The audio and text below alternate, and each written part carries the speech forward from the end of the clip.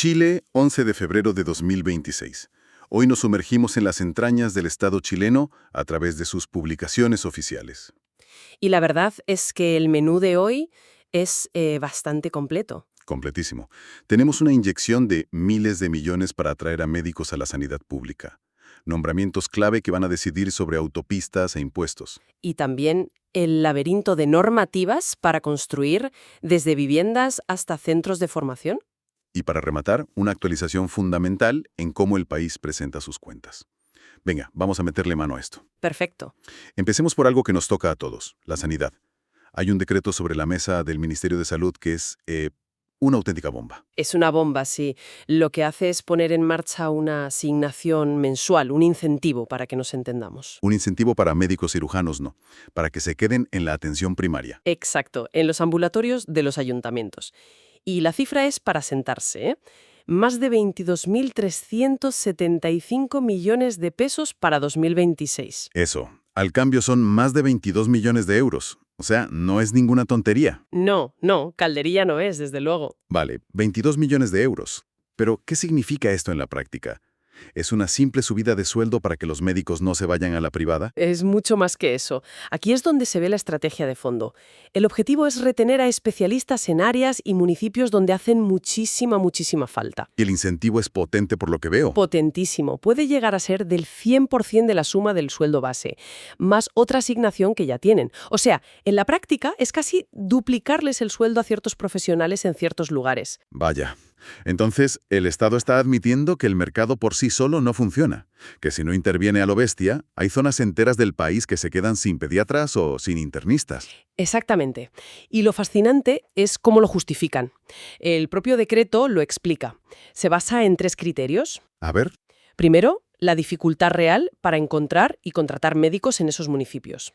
Segundo, la prevalencia de ciertas enfermedades en esa zona. Y tercero, las condiciones de marginalidad. O sea que no es un tiro al aire. Para nada. Priorizan medicina familiar, que es la base del sistema, pero también meten otras, como medicina interna, pediatría o incluso psiquiatría. Es una intervención quirúrgica, vamos. Claro. Y dan datos muy concretos. Hablan, por ejemplo, de que hay 696 médicos de medicina familiar en todo el sistema. Y luego ves el reparto por ciudades y es alucinante. Sí, eso es muy revelador. A Valparaíso, por ejemplo, le asignan casi 340 millones de pesos al año para 13 profesionales. Y a la ciudad de al lado, Viña del Mar, le dan más del doble, 931 millones para 36. A ver, ¿eso no significa necesariamente que Viña esté 3 veces peor? Entonces, Pues que las necesidades, según este modelo que han creado, son mayores o más urgentes. Quizá tiene una población más envejecida o más zonas periféricas con difícil acceso. entiendo. Lo que esto nos muestra es una radiografía brutal de las desigualdades territoriales. Es el gobierno central intentando corregir desequilibrios a golpe de talonario. La gran pregunta, claro, es si esto es una solución sostenible o un parche carísimo que habrá que renovar año tras año. Esa es la pregunta del millón, sí. Un parche de 22 millones de euros, nada menos. Bueno, y para ejecutar estas políticas no solo hace falta dinero, hacen falta las personas adecuadas en los puestos adecuados. Y eso nos lleva a la siguiente tanda de documentos, los nombramientos. Así es. Aquí es donde vemos cómo se mueven las piezas en el tablero del poder. Por ejemplo, se designa a don Camilo Junios Guzmán como director suplente en la sociedad Fondo de Infraestructura S.A. Fondo de Infraestructura S.A. Suena importante, pero ¿qué hace esta gente exactamente? ¿Ponen ladrillos? No exactamente. Imagina que es como el Banco de Inversión del Estado, pero solo para proyectos gigantes. Ah, vale. Esta sociedad se dedica a financiar e invertir en infraestructuras, autopistas, puertos, aeropuertos. Su consejo de administración decide dónde se meten miles de millones de euros de dinero público y privado. Entiendo.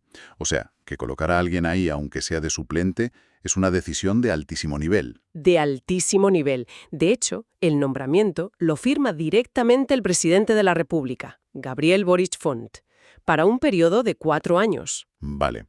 Y del que decide sobre las autopistas pasamos al que decide cuánto vale tu casa. Porque también nombran a don Pablo Andrés Muñoz Carvajal como subdirector del Departamento de Evaluaciones en Impuestos Internos. Que a priori suena a un puesto de funcionario gris de toda la vida. Totalmente. Pues puede sonar gris, pero es uno de los puestos más importantes de la hacienda pública.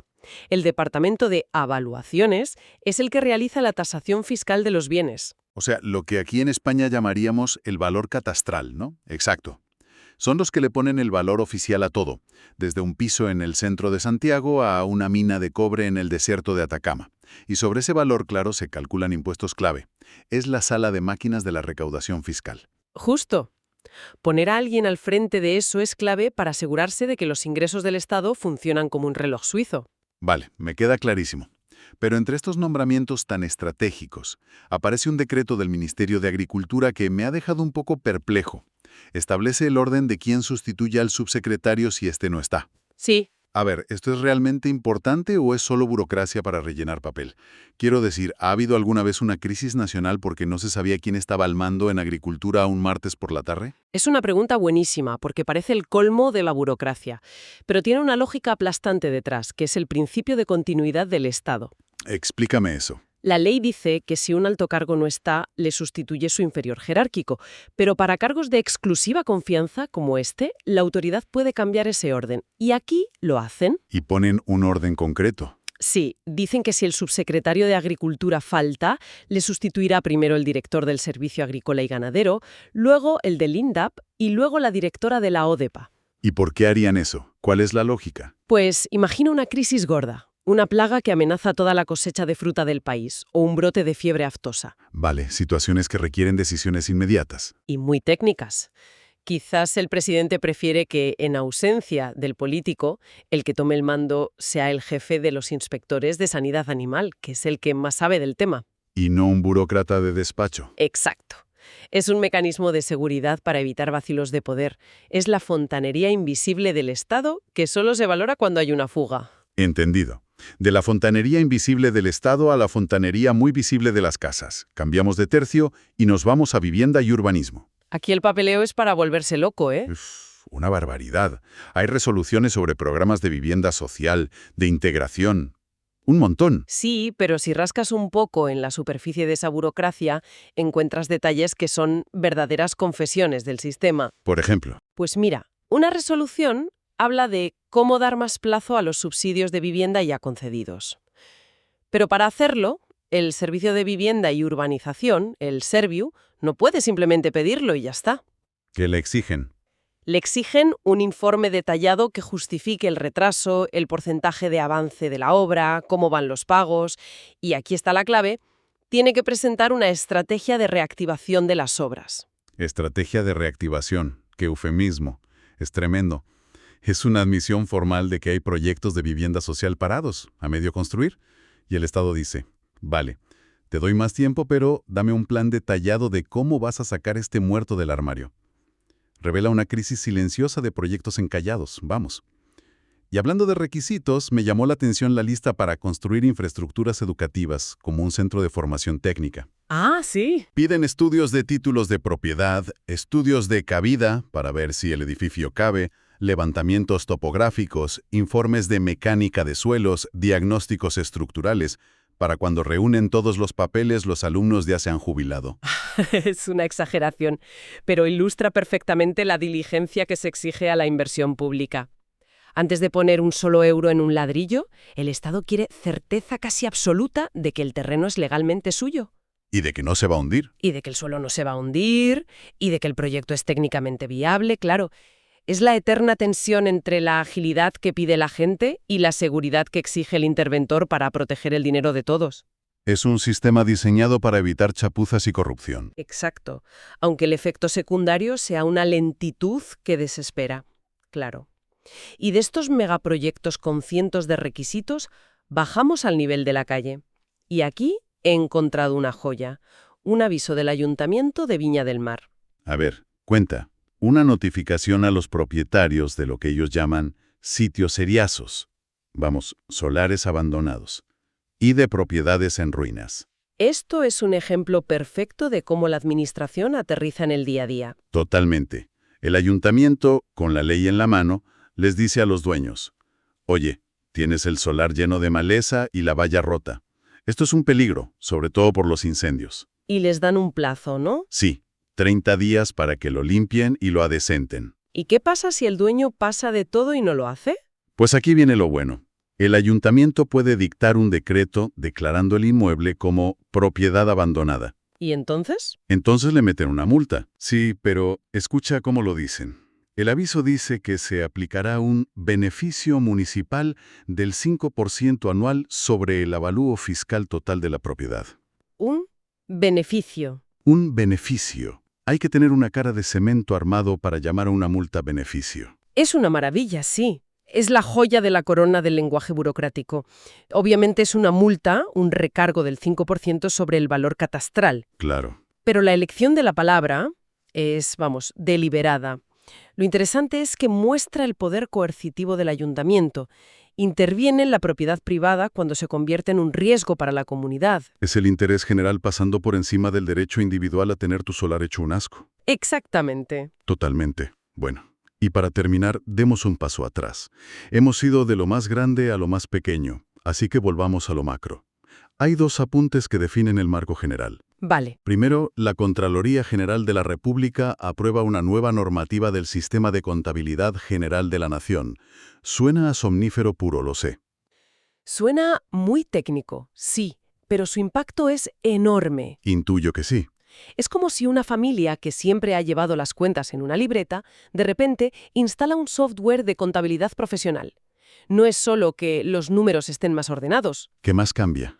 que de repente, cuando va a pedir un crédito al banco, el director del banco entiende sus cuentas, confía en ellas, el banco le toma más en serio. O sea que esto es un cambio de imagen para el país a nivel financiero. Exacto. El objetivo es alinear la contabilidad pública de Chile con las normas internacionales. Es un ejercicio de transparencia y de credibilidad. Para que los inversores internacionales, el FMI... O el Banco Mundial miren las cuentas de Chile y vean algo que entienden, que es comparable con las cuentas de Alemania o de Japón. Facilita la inversión, puede abaratar el coste de la deuda. Es un cambio estructural, vamos. Totalmente. Entrará en vigor de forma obligatoria el 1 de enero de 2027. Es poner la casa en orden para que te tomen en serio fuera. Y de la contabilidad nacional a la del bolsillo de cada uno. La última pieza del puzzle. El Ministerio de Energía fija los precios de paridad para los combustibles. Sí, un dato que parece sacado de un laboratorio. La gasolina de 93 octanos queda fijada en 496.982,1 pesos por metro cúbico. Ese número, con su decimal y todo, es el destino final de todo el viaje que hemos hecho hoy. Es el punto donde las grandes decisiones políticas, las normativas complejas, los nombramientos... La contabilidad nacional, los mercados internacionales... cada vez que van a la gasolinera. Es el reflejo final de cómo toda esa maquinaria abstracta del Estado al final te golpea en la cartera. Entonces, haciendo balance de este viaje por las tripas del Estado, ¿qué nos queda? Por un lado, una estrategia de 22 millones de euros para mover especialistas médicos por el país como si fueran piezas de ajedrez. Por otro, los nombramientos de quienes van a gestionar las grandes infraestructuras y los impuestos. Y en el extremo opuesto, el aviso a un vecino de Viña del Mar para que corte los hierbajos de su solar. Hemos visto cómo el poder se ejerce de formas muy distintas. Un decreto que asigna miles de millones desde un ministerio en la capital y una notificación de un ayuntamiento que lidia con un problema tan terrenal como un solar que puede arder. Sí. Y esto nos deja con una pregunta interesante para reflexionar. ¿Dónde reside realmente el poder para transformar el día a día de la gente? ¿En las grandes estrategias diseñadas en despachos ministeriales? ¿O en la gestión minuciosa, y a veces un poco surrealista, del entorno más inmediato?